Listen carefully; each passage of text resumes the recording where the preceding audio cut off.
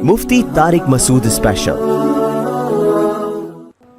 इसी को नबी सल्लल्लाहु अलैहि वसल्लम ने बयान किया, या बनी आदम कुल्लुकुम खत्ताऊन, ए बनी आदम, अल्लाह फरमाते हैं तुम में से हर शख्स गलती करता है, व खैरुल खत्ताईन अत्तव्वाबून, सबसे बेहतर गलती करने वाले वो हैं जो तौबा कर लें।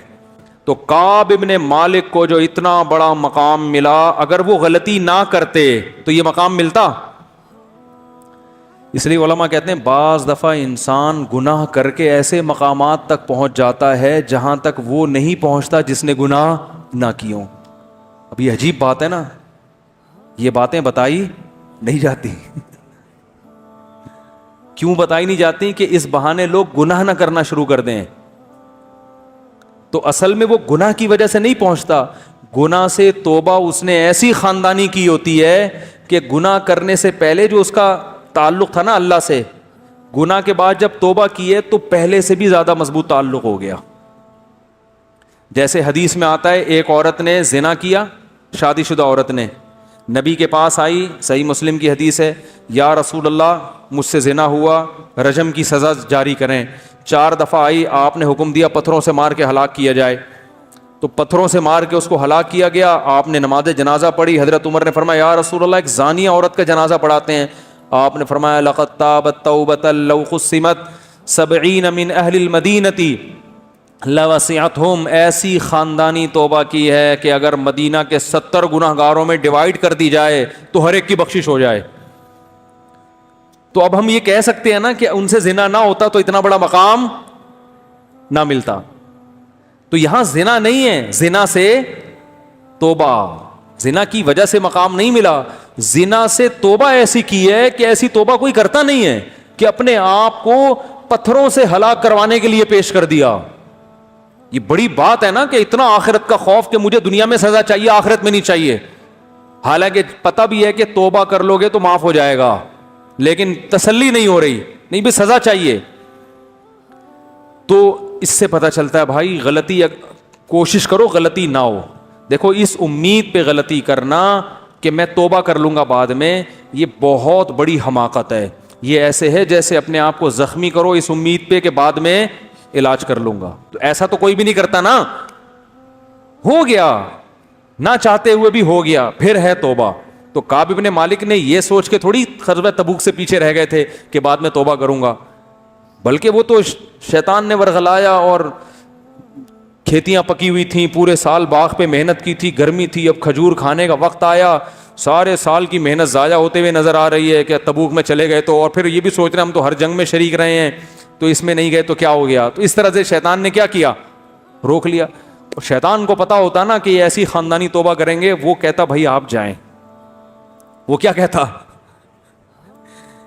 बोलो भाई, शैतान ने कसम उठाई थी ना अल्लाह से कि इनसे नाफरमानी करा के छोड़ूंगा।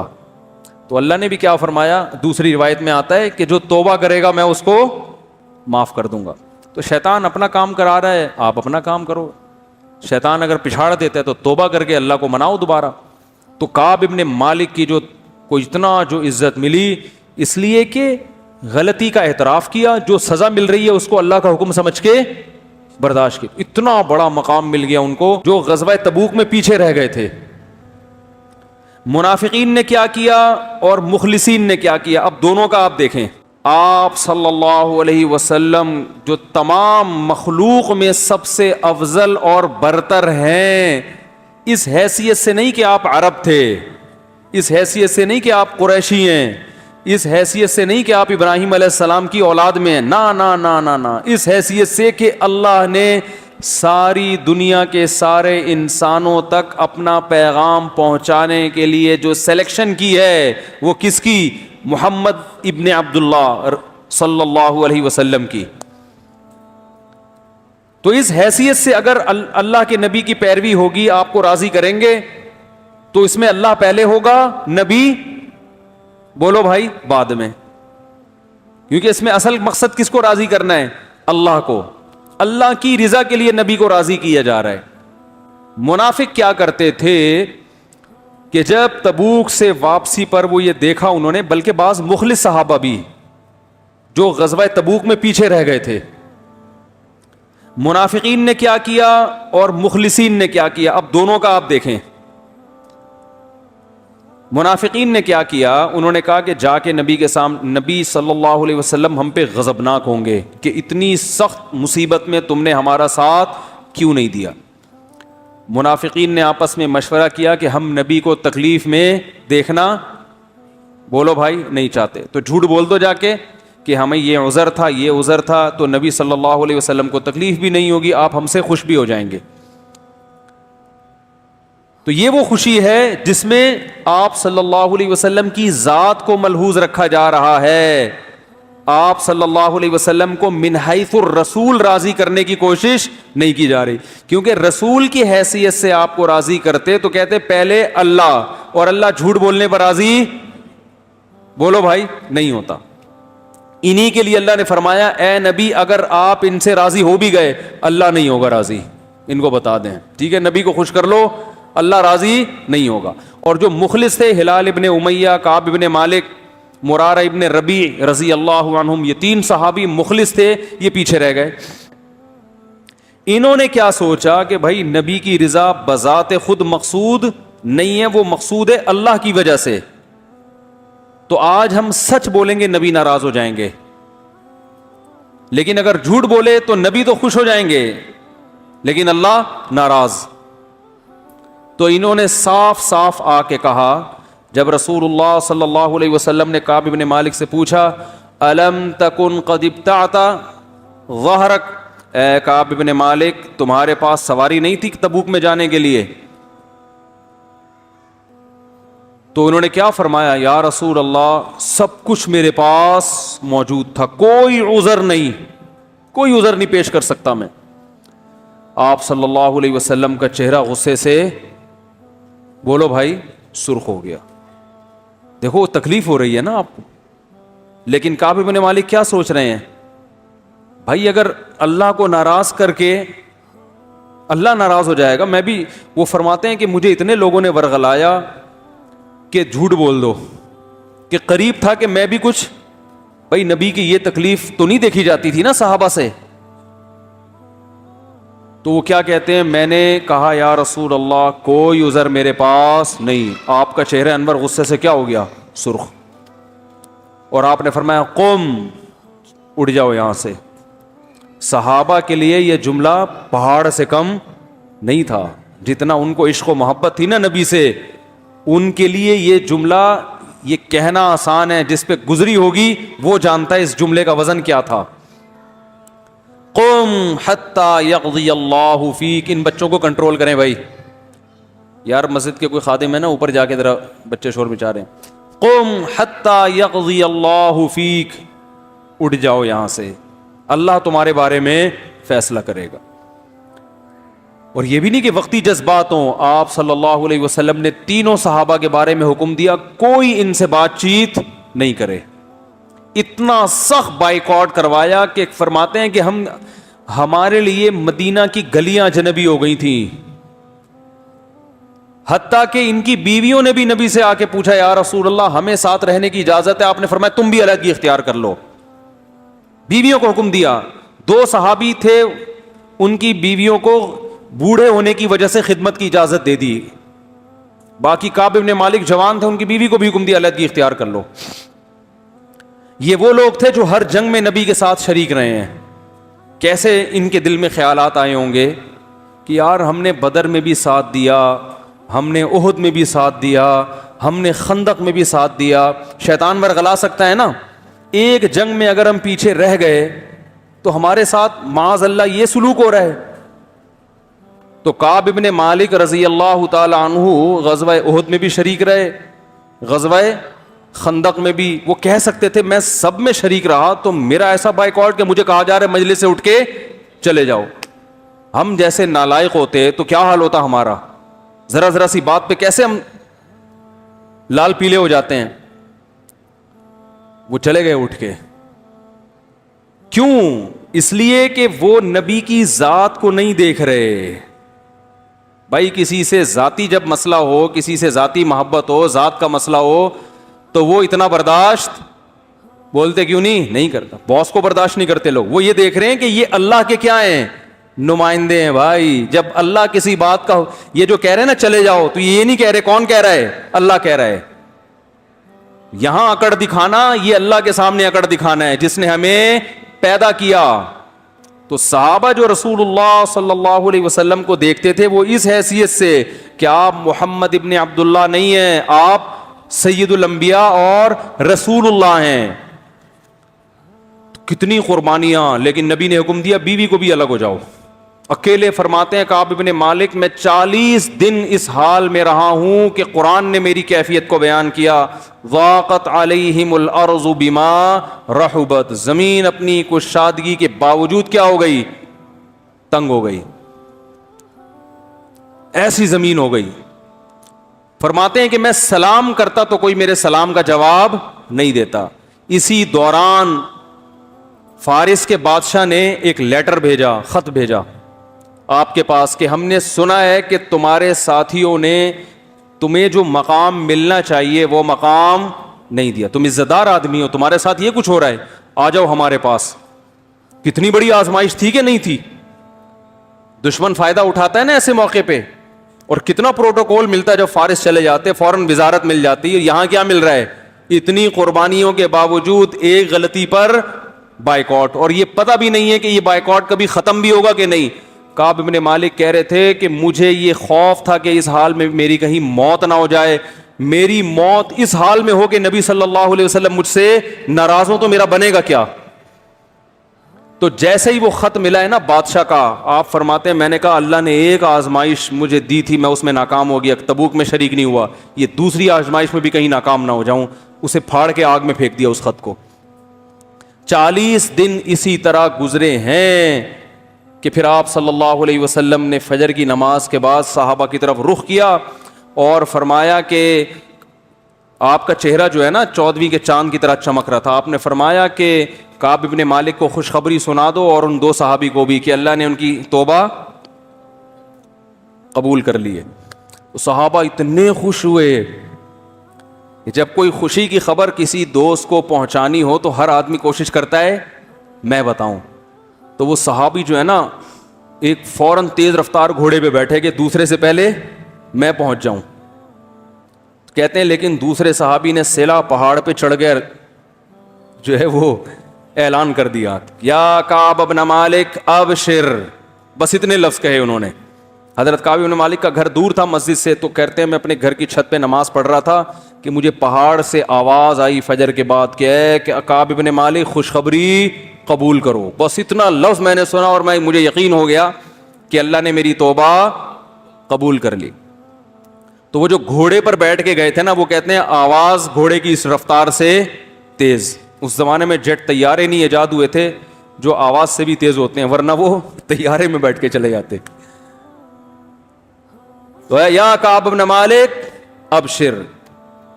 تو جیسے ہی وہ آئے نا خوشخبری لے کے, پھر وہ آواز تو انہوں نے اس لیے پہنچا دی کہ گھوڑے سے پہلے میری آواز پہنچ جائے. تو جیسے ہی آواز پہنچی ہے تو 2 صحابی نے خوشخبری دی تھی, ایک گھوڑے پہ آئے اور دوسرے وہیں سے اعلان کر کے پھر پیدل آ گئے. انہوں نے کہا جو بات تھی پہنچانی تھی پارسل تو کر دی ہے, اب آرام آرام سے آ جاؤ. تو جب یہ آئے ہیں تو حضرت کعب ابن مالک اتنے خوش تھے, فرماتے ہیں میرے پاس صرف ایک کرتا تھا اور کچھ بھی نہیں تھا, تو میں نے وہی ان کو ہدیہ کر دیا, 2 کرتے یا 1 کرتا, کیونکہ انہوں نے خوشخبری سنائی ہے نا. آج ایک اور بات بھی ہے, ہمارے ہاں تھینک یو سے آگے لوگ بڑھنے کے لیے تیار, کسی کے ساتھ کچھ بھی کر لو سوائے شکریہ تھینک یو اس کے علاوہ کخ بھی نہیں کرے گا. اور رفیع بھائی پہلے رشتوں کا کام کر رہے تھے نا, میں نے ان سے کہا فیس رکھیں, کہہ رہے نہیں یار, تو بیچارے اتنے خون پسینے بہا کے کسی کا نکاح کراؤ, روکڑا جیب سے, چلو اگلے نے فیس نہیں رکھی, آپ خوش ہو کے ہدیہ دے دو بھائی, کیا خیال ہے یار آپ نے مجھے رشتہ دلا دیا, میں تو عرصے سے تلاش کر رہا تھا, آپ کا بہت شکریہ, یہ میری طرف سے آپ کے لیے کیا ہے, گفٹ ہے. یہ خاندانی ہونے کی علامت ہوتی ہے انسان کے. نہیں جی, ہاں کچھ لوگ ہیں الحمدللہ, رفیع بھائی نے بتایا کچھ لوگوں نے بہت کوشش کی کہ نہیں بھائی ہم آپ کو گفٹ دیں گے, لیکن انہوں نے بھی نہیں لیا. پھر وہ بھی انہوں نے کہا خاندانی چل رہا ہے تو پھر آؤ مقابلہ کرو, تم دو ہم نہیں لیں گے. تو لیکن میجورٹی کی جو ہمارے قوم کی حالت ہے نا, یہ ان سے نچوڑ کے نکالو تو ٹھیک ہے, ٹوپیاں کرا کرا کے پیسے کماؤ, چیزیں پہناؤ ان کو, پھر پیسے نکالو تو ڈبل دے دیں گے. تو یہ صحابہ کی سنت ہے. انہوں نے کہا خوشخبری دی ہے انہوں نے مجھے, اتنی اچھی خبر ہے تو اچھی خبر پہ کچھ تو ہونا چاہیے نا. تو جب کوئی اچھی خبر دیا کرے نا, کچھ نہ کچھ کوئی خوشخبری سنایا کرے, کچھ گفٹ دے دیا کرے اس کو. تو خیمے میں خیر مسجد میں آیا تو میں نے دیکھا کہ استنار وجہہ کأن وجہہ قطعۃ قمر, آپ کا چہرہ ایسے چمک رہا تھا جیسے چاند کا ٹکڑا. اور بشارت کے الفاظ جو نبی کی زبان سے نکلے اس وقت, یا کعب بن مالک ابشر بخیر یوم مر علیک منذ ولدتک امک. کیا مزہ آیا ہوگا حضرت کعب بن مالک کو یہ سن کے. اے کعب میں تجھے خوشخبری دیتا ہوں ایسے دن کی کہ جب سے تیری ماں نے تجھے جنا ہے ایسا خوشی کا دن آج تک تیری زندگی میں نہیں آیا. ایسے دن کی مبارکباد. ہم مبارکباد دیتے ہیں, بھائی عید کا دن ہے مبارک ہو, آپ کی شادی ہو گئی, سمجھ میں نہیں آ رہا مبارک دیں یا کیا, ابھی تو بعد میں پتہ چلے گا, آپ کے بچہ پیدا ہو گیا مبارک ہو. ایسا ہی ہوتا ہے نا. یہ الفاظ ہم نے کسی کو کہے ہیں کہ آج ایسا دن ہے کہ جب سے پیدا ہوئے ایسا دن آپ کی خوشی کا آپ کی زندگی میں نہیں آیا, تو ایسی خوشی کے دن کی مبارکباد. تو نبی کے الفاظ کیا ہیں, ابشر بخیر یوم, سب سے بہترین دن, یعنی خوشی کے لحاظ سے. ویسے تو بہترین دن وہ تھا جس دن آپ نے اسلام قبول کیا نا, لیکن خوشی جس دن سب سے زیادہ ہو رہی ہے, آپ نے فرمایا جب سے تمہاری ماں نے تمہیں جنا ہے ایسا خوشی کا دن تمہاری زندگی میں نہیں آیا, اس دن کی مبارکباد قبول کرو. تو اب جو میں بتانا چاہ رہا ہوں نا, اتنا لمبا واقعہ میں نے جو کھینچا ہے, آگے سنو جو میں سمجھانا چاہ رہا ہوں کہ اسلام میں سب کچھ کیا ہے,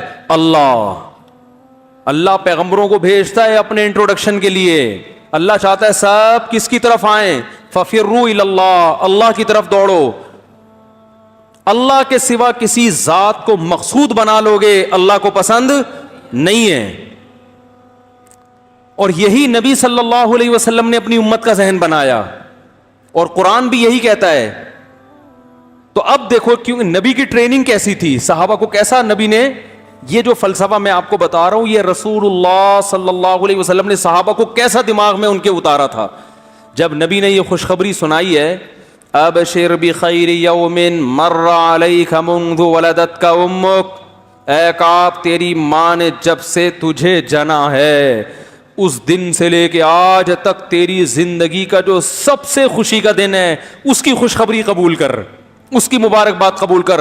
تو فوراً کعب بن مالک نے کیا کہا ہے, امن کا ام من عند اللہ, یا رسول اللہ یہ خوشخبری آپ اپنی طرف سے دے رہے ہیں یا اللہ کی طرف سے.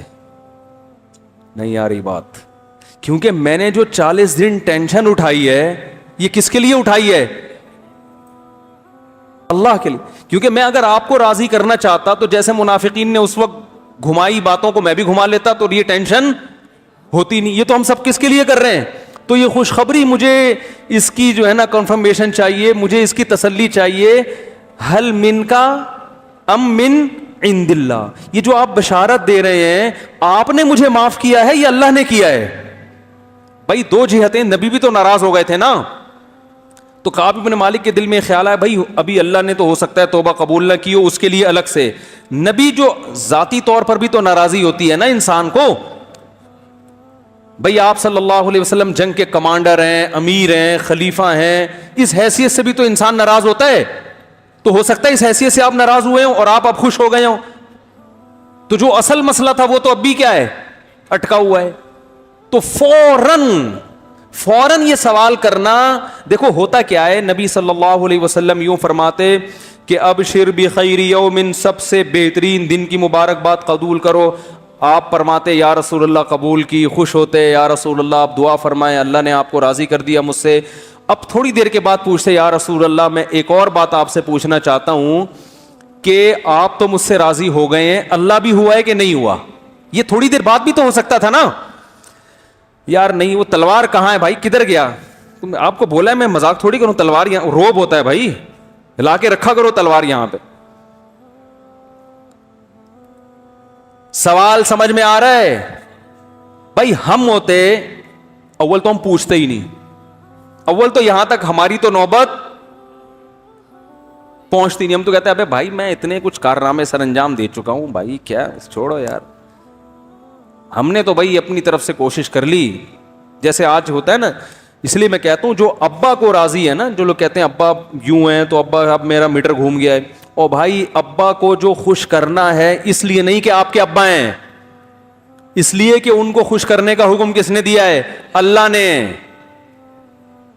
جب اللہ سامنے ہوتا ہے نا تو پھر انسان بڑوں کے سامنے نخرے نہیں کرتا. کہ باس سے لڑو بھائی, آپ نے کمپنی کے لیے بہت کچھ خدمات کی, ایک دفعہ آپ کی سے غلطی ہو گئی, باس نے کہا بھائی نکل یہاں سے, میں تیرا بائیکاٹ کروں گا, آپ چلو جاؤ, اڑے تمہارے باپ کا تھوڑی کھاتے ہیں, تنخواہ لیتے ہیں, اچھا لگتا ہے, خدا میں آپ کو ایوارڈ دوں گا.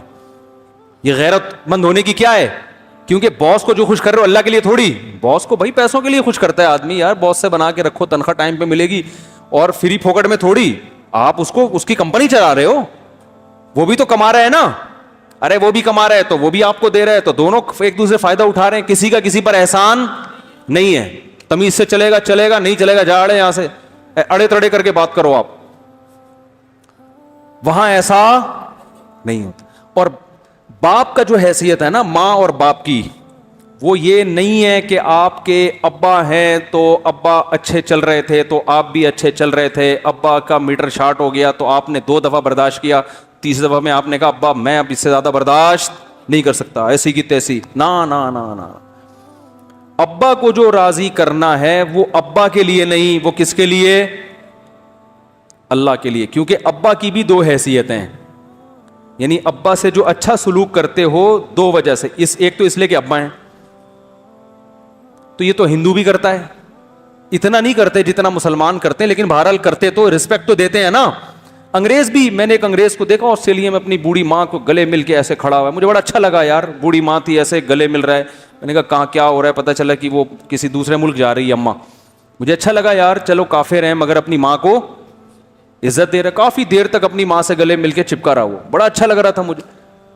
تو وہ بھی دیتے ہیں بھائی, چاہے تھوڑی دیر کے لیے دے رہا ہو, پھر واپسی پہ اولڈ ہوم میں کرا دے, ہو سکتا ہے نہ کرا رہا ہو, سارے تھوڑی کراتے ہیں, بہت سے گھر میں بھی رکھتے ہیں ابا اماں کو. لیکن یہ رسپیکٹ دینے کی وجہ کیا, یہ کیا ہے؟ اماں.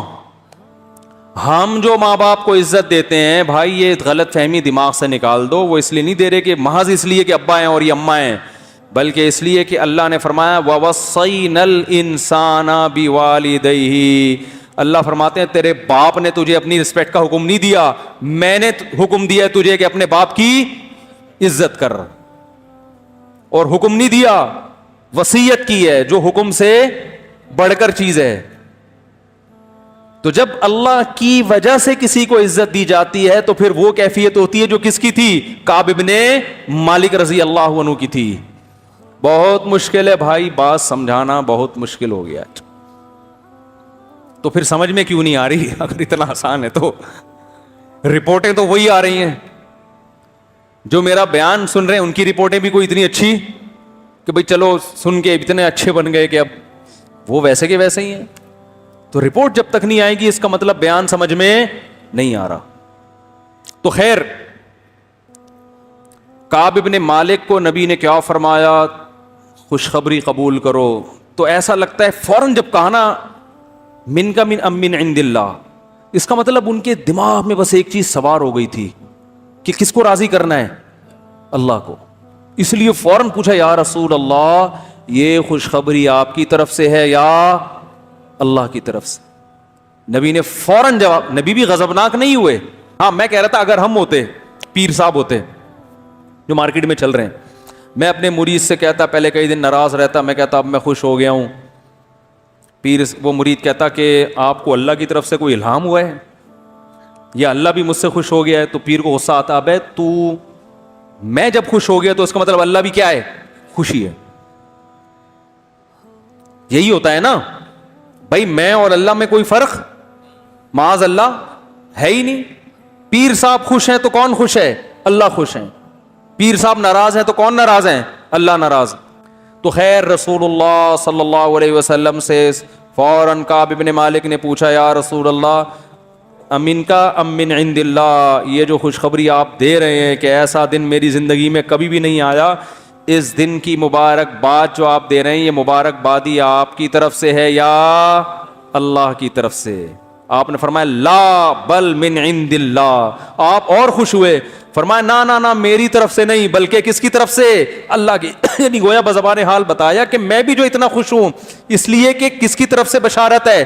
اللہ کی طرف سے. جب اللہ خوش ہو گیا تو میں کیوں خوش نہیں ہوں گا؟ سمجھ میں نہیں آ رہی, میرا خیال ہے. تو کعب ابن مالک کہتے ہیں میں نے یہ عزم کیا کہ میں, اچھا اب دیکھو خاندانی لوگ تھے نا, وہ جو خوشخبری سنانے کے لیے آ رہا ہے اس کو بھی ہدیہ دے رہے ہیں, اور جب نبی سے تصدیق ہو گئی کہ اللہ نے وہی نازل کی, اور یہ سورہ توبہ میں یہ آیتیں ہیں وعلی الثلاثۃ الذین خلفوا, اللہ نے ان 3 کی توبہ بھی قبول کر لی.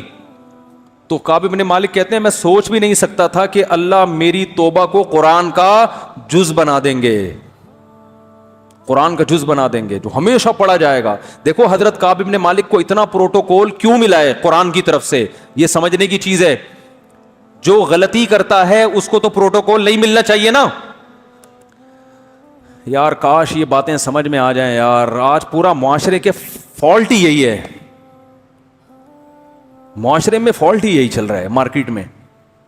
آپ کسی کو بول دو نا میں نے غلط کیا ہے, وہ سمجھے گا اگر میں نے مان لیا نا میں نے غلط کیا ہے تو میری بے عزتی ہو جائے گی, یہ سمجھا جائے گا کہ میں کیا کرتا ہوں, غلط کرتا ہوں, لہذا میری کسی بات پر آئندہ اعتماد ختم ہو جائے گا. لہذا اب اس کو صحیح کرنے کی کوشش میں لگ جاتا ہے انسان.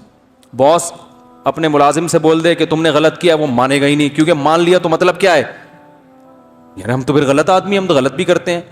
باس نے غلط کیا, کسی نے کہا کہ سر آپ یہ غلط کر رہے ہیں, وہ مان لے گا میں نے غلط کیا, تو نتیجہ کیا نکلے گا؟ وہ سمجھے گا کہ میری بےزتی ہو جائے گی, میری بےزتی ہو جائے گی تو پھر میرے اعتماد ختم ہو جائے گا, اعتماد ختم ہو جائے گا تو وہ یہ تو بندہ ہی ٹھیک نہیں ہے, جب بندہ ہی ٹھیک نہیں ہے تو میری کوئی بات پھر تو ہر بات ہی غلط ہوگی. تو وہ کہتا ہے نہیں میں نے غلط نہیں کیا. اور میاں بیوی کا تو صبح شام سیٹ اپ ہی یہی ہے. شوہر بیوی کو بولے تم نے غلط کیا, مان لے گی؟ ہو ہی نہیں سکتا. میں غلط, اور بیوی شوہر کو بولے تم نے غلط کیا ہے, وہ پہلے سے اعتراف کر کے بیٹھا ہوا ہوتا ہے میں نے کبھی صحیح بھی کیا ہے, یعنی مطلب وہ بھی نہیں مانتا. پہلے میں نے صحیح کہا تھا اب تھوڑا سا چینج کر رہا ہوں اپنا بیان. وہ بھی نہیں مانے گا, اور حقیقت ہے نہیں مانتے. چینج نہیں کر رہا, حقیقت بیان کر رہا ہوں, واقعی نہیں مانتے. ہمارے پاس کیس آتے رہتے نا, اپنی غلطی کمبخت کوئی سننے کے لیے تیار نہیں ہے, ماننا تو دور کی بات, ماننا تو دور کی بات. تو دیکھو یہاں حضرت کعب ابن مالک سے غلطی ہوئی, پروٹوکول اتنا ملا کہ قرآن میں ان کے لیے آیتیں اتر گئیں کہ تم 3 کی توبہ اللہ نے قبول کر لی ہے. ایسا اتنی عزت, 3 سارے جانتے تھے یہی 3 ہیں. کتنا خوش ہوئیں گے, ہمیشہ تراویح میں قیامت تک ہمارا نام لیا جا, ہمارا تذکرہ ہوتا رہے گا ہمیشہ. کتنا خوش ہوئے ہوں گے وہ. یہ اتنا پروٹوکول غلطی کرنے کی وجہ سے نہیں ملا, غلطی تسلیم کرنے پر ملا ہے کہ غلطی کی جو سزا ہے اس کو کیا کیا جا رہا ہے, ایکسپٹ کیا جا رہا ہے, قبول کیا جا رہا ہے. اسی کو نبی صلی اللہ علیہ وسلم نے بیان کیا, یا بنی آدم کلکم خطاؤن, اے بنی آدم اللہ فرماتے ہیں تم میں سے ہر شخص غلطی کرتا ہے, وخیر الخطائین التوابون, سب سے بہتر غلطی کرنے والے وہ ہیں جو توبہ کر لیں. نہ تو آپ ایسے ہو سکتے ہیں کہ آپ سے کبھی غلطی نہ ہو. تو ہاں اب جو میں بات کر رہا تھا, جب توبہ قبول ہوئی ہے, توبہ جب کعب ابن مالک کی قبول ہوئی, بری سنائی گئی ہے, تو خوشخبری دینے والے کو بھی کیا کیا, گفٹ دیا نا. تو اب جب نبی نے بتایا کہ اللہ نے توبہ قبول کر لی ہے, تو پہلے تو تسلی کی کہ اللہ نے کی ہے یا آپ نے معاف کی ہے, تو بتایا اللہ نے. تو فوراً اگلا جملہ پتہ ہے کیا تھا, یا رسول اللہ اس مال کی وجہ سے میں جہاد سے پیچھے رہ گیا, تو یہ سارا مال صدقہ. یہ توبہ بھی کیا ہے, تبھی تو یار یہ صحابہ تھے بڑے خاندانی. عرب کو آپ جو اس دور میں عرب تھے نا, بعض مورخین ان کا بہت ہی بھیانک نقشہ کھینچتے ہیں کہ بڑے ایسے تھے. ایسا نہیں ہے بھائی, ان میں کچھ برائیاں ضرور تھیں مگر بلڈ کیا تھا, کیونکہ خاندانی لوگوں میں اللہ نے اپنے پیغمبر کو بھیجا ہے کہ کل قیادت ان کے ہاتھ میں آئے گی. بنی اسرائیل کو میں اللہ نے موسیٰ علیہ السلام کو تو بھیجا, مگر بنی اسرائیل کو پوری دنیا کی قیادت اللہ دینا چاہتے ہی نہیں تھے, اور موسیٰ علیہ السلام آخری نبی بھی نہیں تھے, ان کے بعد بھی نبیوں کا سلسلہ جاری ہونا تھا, تو اللہ نے بنی اسرائیل دے دی. کیسے نالائق تھے نا, کہیں سے بھی خاندانی چیزیں تھیں ان کے اندر. چند ایک کو چھوڑ کر, چند ایک کی تو اللہ نے تعریف کی ہے, لیکن بنی اسرائیل میں اکثریت کیا تھی, جس بات کا حکم دو یہ ہر بات میں, اور یہ سخاوت تو تھی نہیں. لیکن ادھر صحابہ کو دیکھو کیسا برداشت کیا انہوں نے. وہ یہ کہہ سکتے تھے کہ اگر میں نے گناہ کیا تھا, پہلی بات تو یہ کہ میں ہر جنگ میں شریک رہا ہوں, تو ایک غلطی ہو گئی تو بس میں نے 2 رکعت پڑھ کے اللہ سے توبہ کر لی, تو معاملہ کیا ہو گیا. کیونکہ مسئلہ تو یہی ہے کہ توبہ کر لو تو اللہ کیا کر دیتا ہے, معاف. ہماری تو ایسے ہی توبہ ہوتی ہے, کوئی غلطی ہوئی, بلکہ اتنا بھی نہیں تکلف, استغفر اللہ, بس چلو سب کیا ہو گیا, معاف. اتنا بھی کم بخت کرنے کے لیے تیار نہیں ہے. چلو یار اتنا بھی کر لینا, یہ بھی نہیں کرتے. اللہ تو اس میں بھی معاف کر دیتا ہے کہ بھائی آئندہ نہیں کر, یہاں ابھی تک بھی نہیں آ رہے. تو پہلی بات, کعب ابن مالک کہہ سکتے تھے کہ ساری زندگی جہاد کرتا رہا, ایک غلطی ہوئی, اور ویسے تو غلطی ساری زندگی بھی جہاد نہ کیا ہو, ہر دفعہ ہی انکار کیا ہو, تو جتنے بھی بڑے گناہ ہوں ایک توبہ سارے گناہوں کو کیا کر دیتی ہے, معاف. تو مسئلہ تو یہی ہے, علماء سے سنا ہے, مسئلہ تو یہی ہے, بس 2 رکعت بھی نہیں پڑھنے کی ضرورت, توبہ کر لو, کیا ہو جائے گا, معاف. اور واقعی معاف ہو جاتا ہے. اللہ کا قانون بھی یہی ہے کہ آئندہ نہ کرو, یعنی عزم کرو آئندہ نہیں کروں گا, نہ نہ نہ, اتنا نہیں, بلکہ ساری جنگوں میں شریک, اور اس کے بعد بھی پھر 40 دن جو بائیکاٹ ہوا اس میں جو ٹینشن ہوئی ہے, کہہ سکتے تھے کہ چلو میں نے توبہ بھی کی اور دنیا میں اس کی گناہ کی سزا بھی اللہ نے دے دی. جو 40 دن میں ٹینشن میں کہ نبی کو سلام کر رہا ہوں تو سلام کا جواب نہیں دے رہے, میری طرف دیکھ نہیں رہے ہیں, سمجھ رہے ہو کہ نہیں سمجھ رہے. تو یہ جو ٹینشن 40 دن میں نے گزارے, اور پھر ایک بادشاہ نے مجھے لیٹر بھیجا, اس کو میں نے جلا دیا, یہ بڑی آزمائشوں سے گزر گیا, اب تو میں دودھ کا دھلا ہوا بالکل نیٹ اور کلین ہو چکا ہوں, اب مزید کچھ کرنے کی ضرورت نہیں ہے. نہ خاندانی لوگ بھائی, مال سے محبت. جو صحابہ کی غلطیوں کو ہائی لائٹ کرتا ہے نا, وہ سمجھ رہا ہوتا ہے کہ وہ اپنے اوپر قیاس کر رہا ہوتا ہے کہ جیسے ہم سے ہوتی ہیں تو اسی طرح ان سے. ان کی غلطیوں میں اور ہماری غلطیوں میں زمین اور آسمان کا فرق ہے. ان کی غلطیاں ایسے ہوتی ہیں جیسے آدم علیہ السلام کو شیطان نے ورغلا کے جنت کا درخت کھلا دیا. اس کا یہ مطلب تو نہیں ہے کہ آدم علیہ السلام کے دل میں اللہ کے حکم کی ویلیو نہیں ہے, یہ مطلب تھوڑی ہے. شیطان انسان کو کچھ نہ کچھ وہ گھماتا رہتا ہے, تو انسان گھوم جاتا ہے. ہم جو غلطی کرتے ہیں تو اللہ کا خوف ہمارے دل سے نکل چکا ہوتا ہے, اللہ کی عظمت ہمارے دل سے نکل چکی ہوتی ہے. تو صحابہ کے دل سے اگر اللہ کی عظمت نکلی ہوتی تو اتنی قربانیاں جو انہوں نے دی ہیں وہ قربانیاں نہ دیتے. دیکھو حضرت ابو سفیان کو شیطان نے روکا اسلام قبول کرنے سے. یہ بات آج نیگیٹو اس میں بیان کی جاتی ہے وے میں کہ اتنی دیر سے اسلام قبول کیا جب سب کچھ حل ہو چکا تھا. او بھائی, شیطان نے ان کو روکا ہے, ورغلایا, لیکن جب قبول کیا انہوں نے اسلام تو پھر اس اسلام لانے کے بعد کی قربانیاں دیکھو ان کی. ان کو یہ احساس تھا کہ میں دیر سے مسلمان ہوا ہوں تو اب مجھے اس کی تلافی کرنی ہے. میدان جہاد میں نکل گئے, زندگی جہاد میں گزاری حضرت ابو سفیان رضی اللہ تعالیٰ عنہ نے. حالانکہ وہ تو عرب کے سردار تھے, وہ تو مدینہ میں بیٹھ کے کھاتے, ان کو تو بڑا پروٹوکول ملتا. انہوں نے کہا بھائی یہ میں نے غلط کیا, میں دیر سے مسلمان ہوا, اب اس کی تلافی کیسے ہوگی. تلوار لے کے میدانوں میں نکل گئے, اور اپنی زوجہ حضرت ہندہ کو بھی لے کر گئے میدان جہاد میں کہ میں اگر میدان میں بھاگ گیا تو میری بیوی مجھے آر دلائے گی.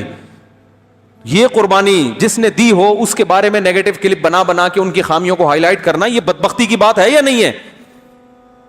تو خیر, حضرت کعب ابن مالک نے کہا کہ یا رسول اللہ, اس مال کی وجہ سے میں پیچھے رہا ہوں.